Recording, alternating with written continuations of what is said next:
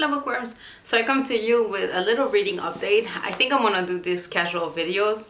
They're kind of akin to Friday reads. Like there was a moment in booktube that was really popular. So basically what it is you kind of update on what you've read the past week, what you're currently reading, and what you're gonna read next. So I'm not sure how I'm gonna call them, but yeah, that's basically this video. So let me tell you about what I've read. So for one, I made some progress on the Jumbies. I read maybe 25 pages more, which isn't a lot. Again, I didn't prioritize it as much as I thought I would.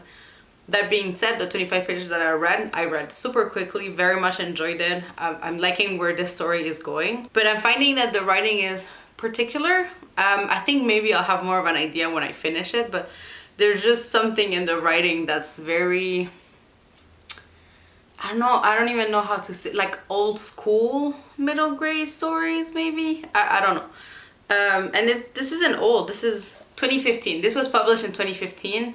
Yeah, actually it's been a while, but I feel like it's the kind of middle grade I would have read, so I'm thinking even older than 2015, but yeah, maybe, I don't know. There's just something in the writing that's not off, just different from the recent middle grades that I've read, but enjoying it still. So I, again, want to prioritize finishing it, because I'm sure if I get my head around in it, I'll finish it very quickly. Then I listened to an audiobook, and I did listen to more audiobook than physical reading.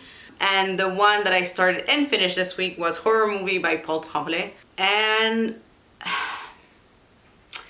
I think I saw people reading it and I thought it would be good, and it's not a bad book, but I felt a little like let down by the ending, because I felt like it wasn't the build up that the author thought it was. It wasn't not entertaining, but I don't know, maybe we got too much of the main character, which is a weird thing to say, but basically you're following this guy that was participated in the making of this horror movie, which was a very small group of people, and like almost like indie, I would say, and it never got released. It was edited, I think, and you have like this, they had the script online and everything, so it still became kind of like a cult movie. So anyway, then you follow him like as grown up, like maybe 20 years later or something, 30 years later. And then he's being approached to redo the movie with the original script that's found online. And then this kind of a dual timeline of him nowadays with this new project happening. And then the kind of the filming and the storyline of the past. So 20 years ago, what happened? How was the movie made? And then you get also, it's made in like, yes, conversation, so like you see the story, but it's also the script. So the audiobook, by the way, is amazing. If there's one way for you to read it, let it be audiobook, because the production value is amazing. You have so many voice actors, you have the actual, like those moments where they're reading the script, you can actually hear them turn pages, make mistakes while they're like reading out their lines. It's very interesting, it's very fun, which I think is why I enjoyed it, because the audiobook was very good. I enjoyed it more than if I had read it, I think. And yeah, I don't know. So you get that that like format of, because they don't really tell you the story, and you know something bad happened during that filming, which is why it never was released. But you don't go into details. Like it doesn't go into the details of that. And yeah, like none of this is spoiler. Like this is the first chapter, that it's kind of setting you up with this story, and it kind of builds on that. I don't know, it was weird, because then you see at the beginning you kind of know what it's building up to, so I feel like it's like you know it's building up to what happened, but then it's not like, it's yes, but not just that, which was fun. And yet I don't know, I just it was just okay. It was an okay horror book.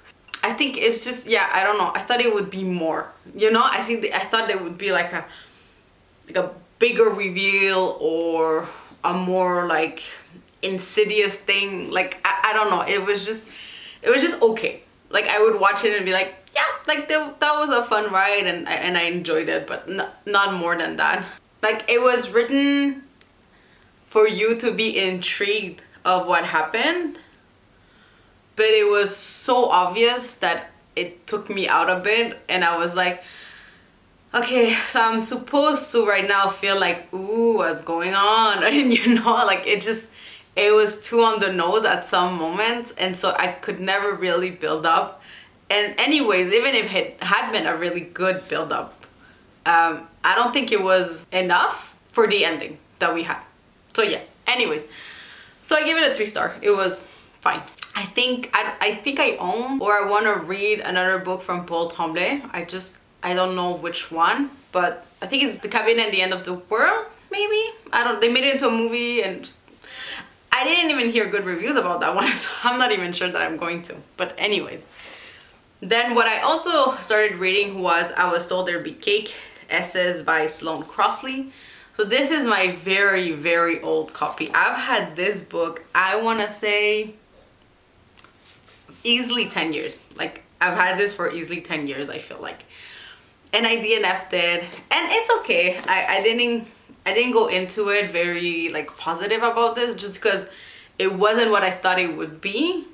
I thought it would be more interesting than just her life, because it says essays. I think it could just be autobiographical at this point. I don't think there was any added information. I read 25%, like I really wanted to give it a shot of like, would it interest me? No, not really, and it's fine. Like I bought this $2 10 years ago. I think I'm good. Like I think it's fine. I'm not gonna continue it. But I did like the writing though. Don't get it twisted. Like I'm not also not recommending it. Like if you've liked Sloane Crossley's writing or books and you wanna know more about her, like pick it up. This is fun. It's just that I don't know who Sloane Crossley is, and I thought when it says essay, I think there's gonna be more of an exploration of a theme, or I don't know, I expect something different than just her life, which wasn't it. But if you want that, I think this is really funny, like this is really fun, and I enjoyed her writing, so I would still be interested in reading her fiction. But yeah, this one in particular, just not for me, and like I'm feeling a reading slump kind of coming, so I don't wanna add on to that. So I'm not gonna finish that one. So for what I'm going to read next, we have Manhunt. I got the audiobook. I don't know if I'm gonna listen to it or actually read it physically, but Manhunt by Felker Martin. I got access to the audiobook, but it went like, I listened to the first 10 minutes and there was so much happening that I was like, let me take a moment and maybe I started physically and then continue audiobook. I'm not sure. The Jumbies, definitely. And honestly, I think that's gonna be it for the coming week. I really don't think I have the mind and the energy to read that much more. So it's gonna be that, I think. And yeah, I'll let you know if I read more, the better. But if not, it's like very much okay.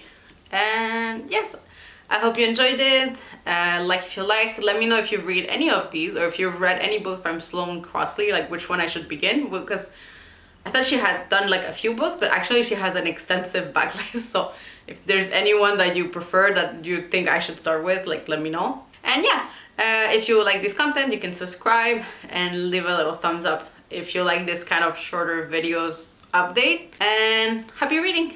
Bye. Yo tengo lo mío, yeah. No estoy pendiente a lo que tú estás haciendo.